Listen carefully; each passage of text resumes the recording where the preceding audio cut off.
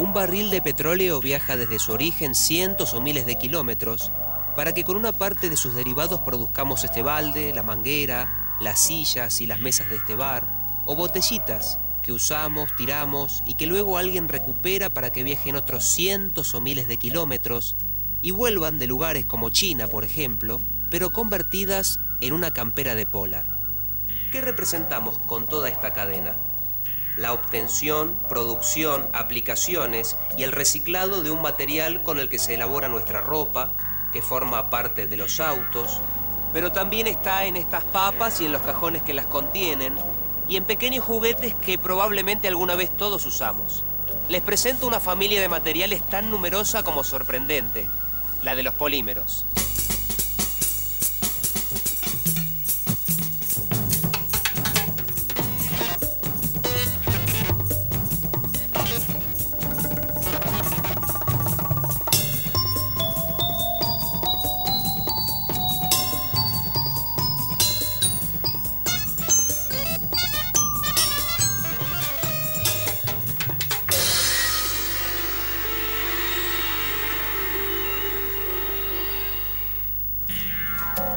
El supermercado es un lugar ideal como muestra de la variedad de objetos que el hombre produce. Podemos encontrar casi todo. Y todo lo que vemos, todas las cosas que existen, están producidas por sustancias a las que llamamos materiales. Uno de los 4 grupos principales es el de los polímeros, que a veces confundimos o minimizamos llamándolos simplemente plásticos. Los plásticos son polímeros, pero los polímeros incluyen mucho más que los plásticos. La familia de los polímeros se divide en 5 áreas principales de aplicación. Una es la de los materiales plásticos, que se utilizan para fabricar infinidad de objetos, envases para alimentos y bebidas, artículos de limpieza, bandejas, útiles escolares, recipientes, gran variedad de juguetes y todo tipo de artículos descartables. Otros integrantes de la familia de los polímeros son las gomas y los elastómeros. Los encontramos en suelas de calzado, pelotas y partes de automóviles, como alfombras, neumáticos, mangueras o burletes. Gran cantidad de fibras también son polímeros. Seguramente muchas de nuestras prendas tengan distintos porcentajes de este tipo de fibras, que revolucionaron la industria textil. El nylon es la más conocida. Otras áreas de aplicación son las de los recubrimientos superficiales, como las pinturas, los barnices y las lacas. Y por último, los adhesivos instantáneos o la cola vinílica de carpintería.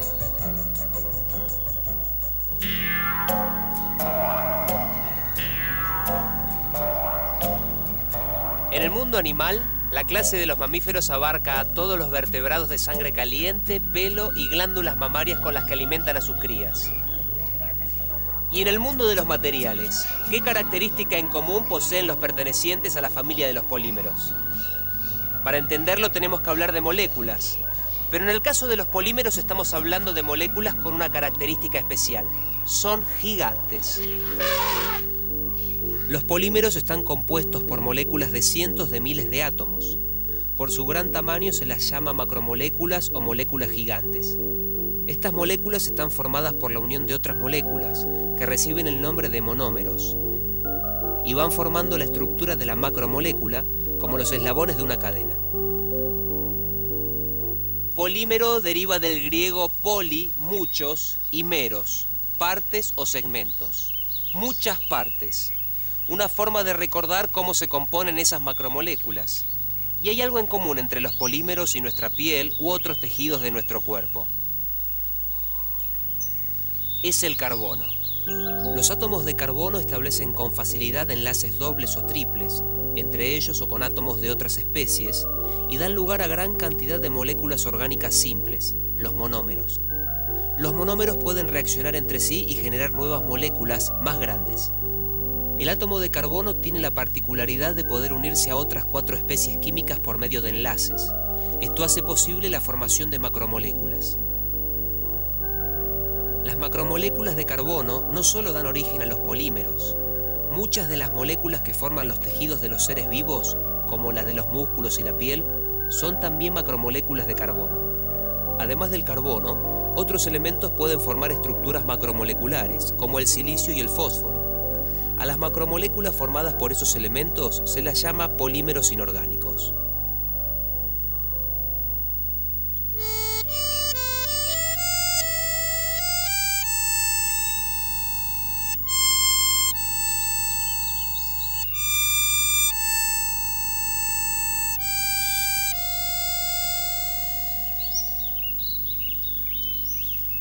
Para la producción de este instrumento se utilizan polímeros.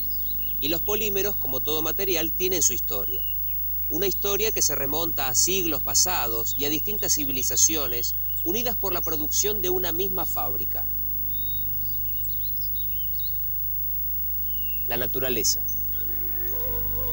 Desde épocas remotas, el hombre utilizó materiales de la familia de los polímeros que el reino animal o vegetal le brindaba, los polímeros naturales. De los Andes peruanos proviene la papa, recién introducida en Europa a partir del siglo XVI. La papa y la madera son parte de la familia de los polisacáridos, polímeros naturales que incluyen el almidón y la celulosa. El pan, el maíz y las papas son abundantes en almidón, que puede tener hasta 10.000 unidades de azúcar unidas entre sí. La celulosa es el principal polímero constituyente de plantas y árboles. Las fibras vegetales necesarias para la producción de papel están compuestas por largas cadenas de celulosa.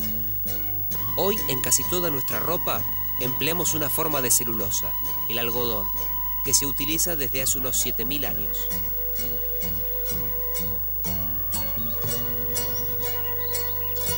A lo largo del tiempo, algunas fórmulas y procesos fueron mantenidos en secreto durante años. En América hay historias curiosas, como la de un proceso común para las civilizaciones precolombinas que los europeos tardaron casi 3 siglos en imitar. Hablamos de otro polímero natural, el caucho. Se obtiene del árbol del caucho mediante un tratamiento de sangrado. Pueblos originarios de América, siglos antes de la conquista, conocían algunas propiedades del caucho, su elasticidad y su capacidad de repeler el agua. El nombre del material deriva de caoutchouc, término de una lengua indígena de la zona del Perú que significa impermeable. Los mayas fabricaban con caucho las pelotas para su clásico juego. Los calzados y abrigos resistentes al agua creados por los indígenas no pudieron ser reproducidos en Europa, donde recién se aplicó comercialmente el caucho en 1791 para impermeabilizar tejidos, tratándolos con caucho disuelto en trementina. Pasaron casi 300 años hasta que los europeos consiguieron lo que los indígenas habían logrado siglos antes de la conquista. Otro secreto sobre un polímero natural fue guardado por un pueblo durante 30 siglos. Es la historia de la seda, por mucho tiempo, un misterio chino. La mariposa del gusano de seda es originaria de China. Según la tradición, fue la novia de un emperador quien descubrió las posibilidades del capullo. La obtención y el uso del hilo de seda fue un secreto que los chinos conservaron durante más de 3.000 años, hasta que alrededor de 300 años después de Cristo, los japoneses lograron revelarlo. También desde épocas remotas se utilizan algunos materiales que el hombre logró modificando ciertos polímeros naturales mediante procesos químicos. Son los polímeros artificiales, cuyos orígenes podemos encontrar en la prehistoria. El primer polímero artificial utilizado por el hombre fue el cuero curtido, un polímero natural modificado, una forma artificialmente reticulada o entrecruzada de las proteínas encontradas en las pieles de los animales. Ya en la Edad Moderna, el hombre modificó otros polímeros naturales para crear materiales con mejores propiedades. Los primeros fueron los derivados de la celulosa y marcaron el comienzo de una verdadera explosión de los polímeros sintéticos, que continúa hasta nuestros días.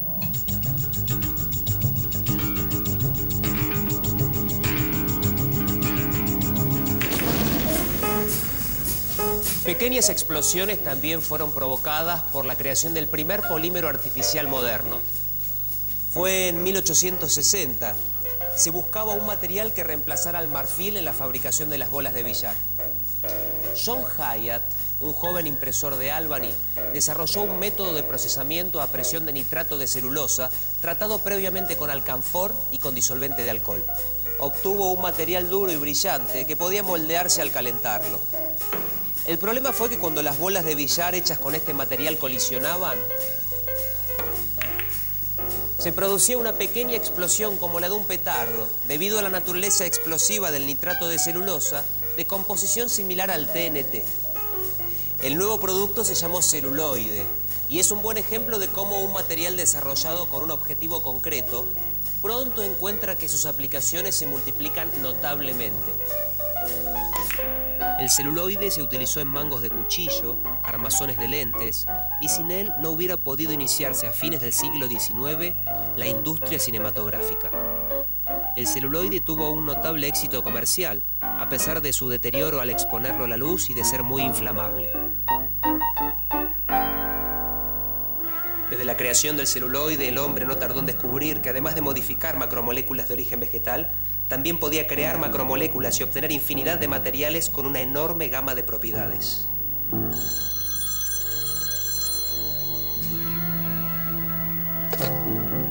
Nacían los polímeros sintéticos.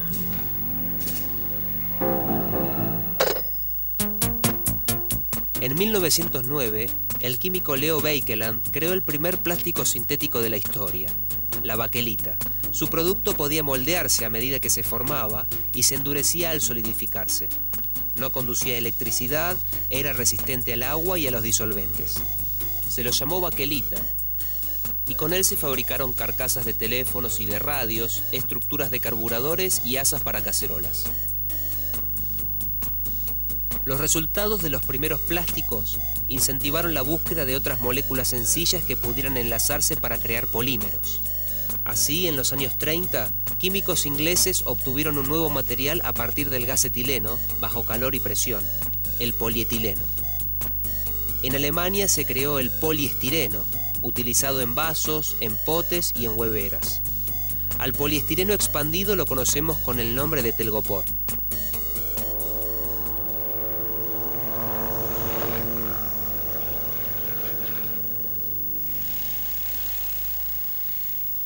En los años 30, la empresa DuPont produjo la primera fibra artificial, el nylon.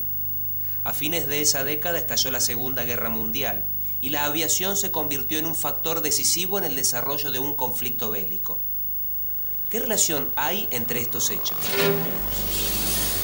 Bloqueos, territorios ocupados, países que dejaron de comercializar entre sí, provocaron en ambos bandos la reducción o ausencia de muchas materias primas.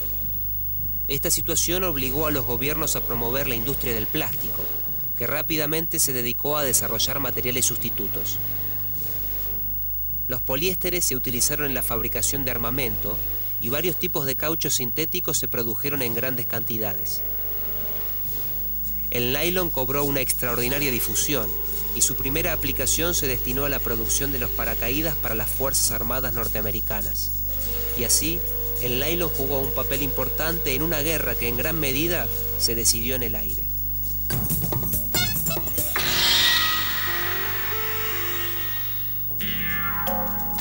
Sin el desarrollo de materiales poliméricos, muchos avances en áreas tan distintas como la medicina o la tecnología espacial hubieran sido imposibles. Y la clave para esos desarrollos tan diversos están en las propiedades de los polímeros, es decir, en sus características esenciales y en la forma en que se comportan ante distintas circunstancias. En general, los polímeros no reaccionan químicamente en contacto con otras sustancias orgánicas. Por eso se utilizan para envasar con seguridad medicamentos, bebidas y productos alimenticios. La densidad de los polímeros es en general menor que la de materiales cerámicos y metálicos. Esto facilita su manipulación y transporte y por lo tanto disminuye costos. Los polímeros pueden ser moldeados sin necesidad de grandes fuentes de calor, con el consiguiente ahorro energético, y son en general malos conductores de la electricidad, es decir, buenos aislantes eléctricos. Todos podemos imaginar las consecuencias que tendría el agotamiento del petróleo en actividades como el transporte, por ejemplo. Pero ¿qué consecuencias provocaría en industrias como la de los plásticos?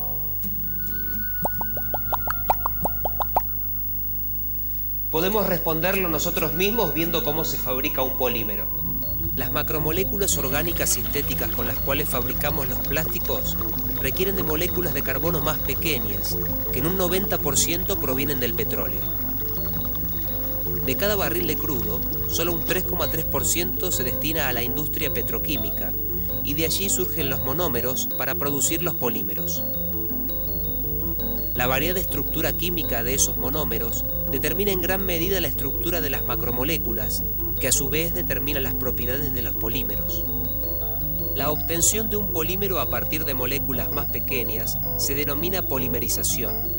Es un proceso que involucra reacciones químicas en las cuales se forman las macromoléculas. De acuerdo a cómo se realice la polimerización y el conformado de la pieza, los polímeros se clasifican en dos grandes grupos: termoplásticos y termoestables. ¿Qué tienen en común una bolsita de supermercado como esta, de unos pocos gramos de peso, con un contenedor tan seguro como para transportar combustible? Ambos están compuestos por el mismo material, el polietileno. El polietileno es el termoplástico más utilizado, económico y de mayor producción en el mundo. El polietileno de baja densidad es un sólido más o menos flexible según el grosor, liviano, buen aislante eléctrico y de gran resistencia mecánica y química. Se utiliza como film para embalaje, bolsas de supermercado, prótesis, tuberías y revestimiento de cables. El de alta densidad, de mayor resistencia química, térmica, impermeabilidad y dureza, se utiliza en la construcción y para fabricar prótesis, envases, garrafas y contenedores de agua y combustible. Como plástico de uso masivo, está homologado para estar en contacto con cualquier clase de alimento.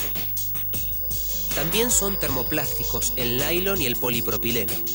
Se los denomina termoplásticos debido a que son deformables a temperaturas altas. De esta manera se convierten en un líquido viscoso y se solidifican al enfriarse. Tienen una estructura molecular lineal o ramificada y entre sus propiedades mecánicas se destacan la elasticidad y la resistencia a la rotura y el impacto. El polietileno es uno de los polímeros termoplásticos que posee las más diversas aplicaciones, como esta maceta, la manguera y el balde que tengo a mi lado. Una de las razones de su versatilidad es que puede moldearse casi en cualquier forma, extruirse para hacer fibras y soplarse para formar películas muy delgadas. Pero ¿cómo se conforman las piezas de los polímeros termoplásticos? En general, los polímeros termoplásticos llegan en forma de pequeñas esferitas de plástico o pellets a donde serán conformadas las piezas. Los dos procesos principales de moldeo son la inyección y la extrusión. El moldeo por inyección consiste en inyectar un polímero en estado fundido en un molde cerrado a presión y frío a través de una compuerta. El material se solidifica en ese molde, que luego se abre para sacar de la cavidad la pieza moldeada. El molde es la parte más importante de la máquina de inyección, ya que es el espacio donde se genera la pieza y se cambia con facilidad para producir distintos productos. La versatilidad de piezas que permite este método hace que sea utilizado para objetos tan distintos como los famosos bloques de encastre infantiles, componentes de automóviles y hasta de aviones o naves espaciales. En el moldeo por extrusión, el polímero fundido es forzado a pasar a través de un dado o boquilla por medio del empuje generado por el giro de un husillo en una cámara llamada cañón. El material polimérico es alimentado por medio de una tolva en un extremo de la máquina y debido al empuje se funde, fluye y mezcla en el cañón. Luego se obtiene con un perfil geométrico preestablecido.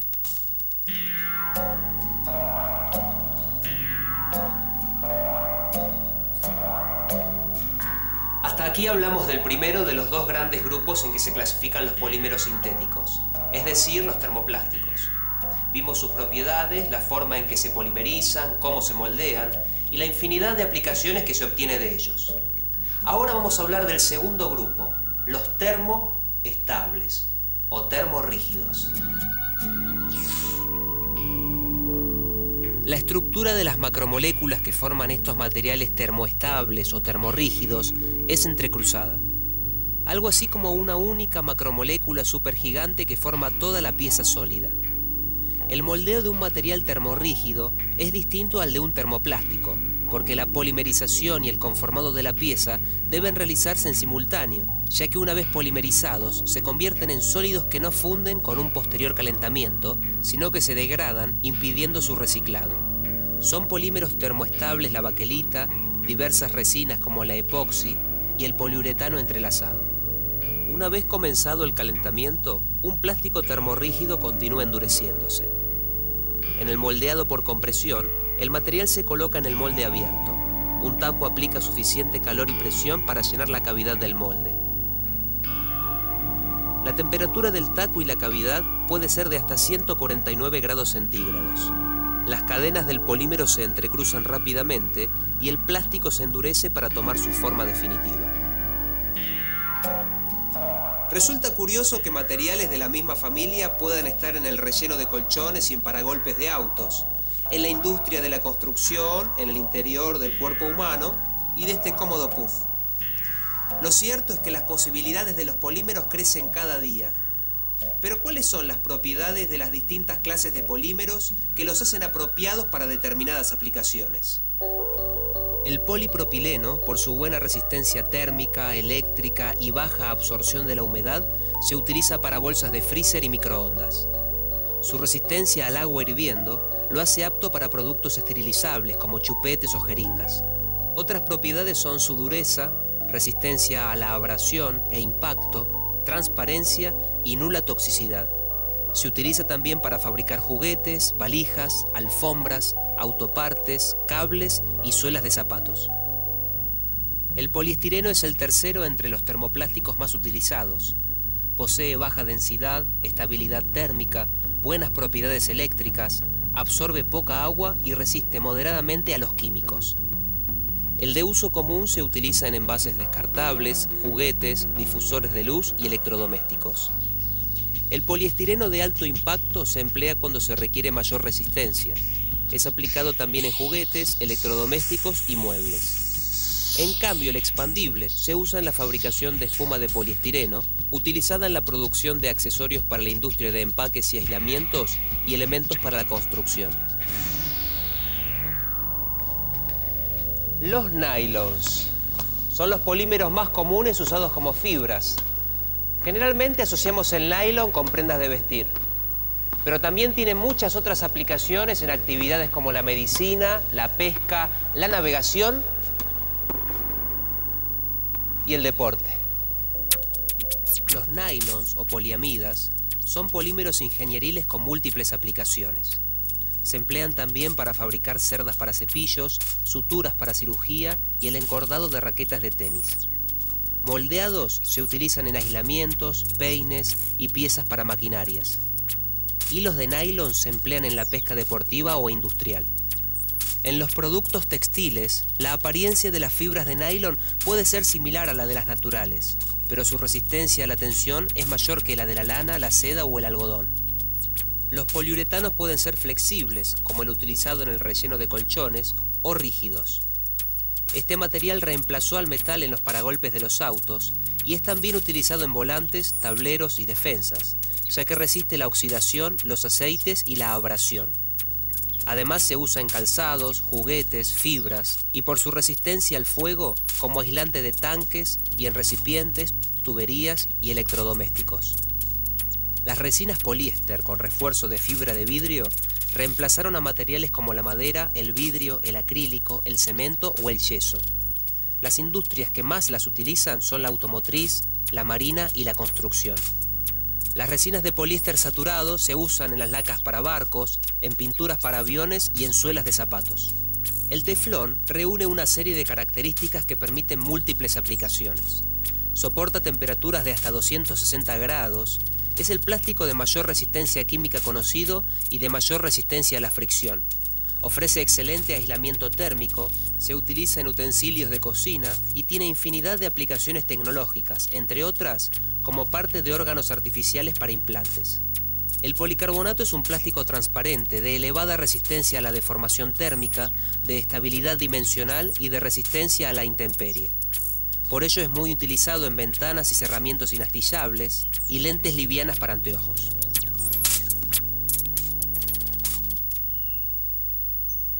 Arañas. un nombre común para más de 34.000 especies. En las arañas se esconde un secreto. Revelarlo evitaría problemas de contaminación y además ahorraría fortunas. Por eso en distintos laboratorios, investigadores en el área de los polímeros intentan descifrar ese enigma. Al producir sus telas, las arañas utilizan agua. Sin embargo, el hombre, al producir nylon, utiliza solventes orgánicos tóxicos. El uso de estos solventes implica su posterior incineración, o más frecuentemente su reciclado, purificación y ubicación final, lo que eleva sus costos. Las arañas tejen sus telas a partir de soluciones de polipéptidos en agua. Estas soluciones pasan a través de la glándula hilandera de la araña y son extendidas para formar las telarañas. Lo extraño es que una vez que se han formado, estas telarañas ya no son solubles en agua. Si los científicos pudieran revelar el misterio de cómo las arañas producen sus telas, el hombre podría producir un plástico que reemplace el nylon de forma más ecológica. Descubrir e imitar el secreto de las arañas es solo uno de los desafíos en el área de los polímeros.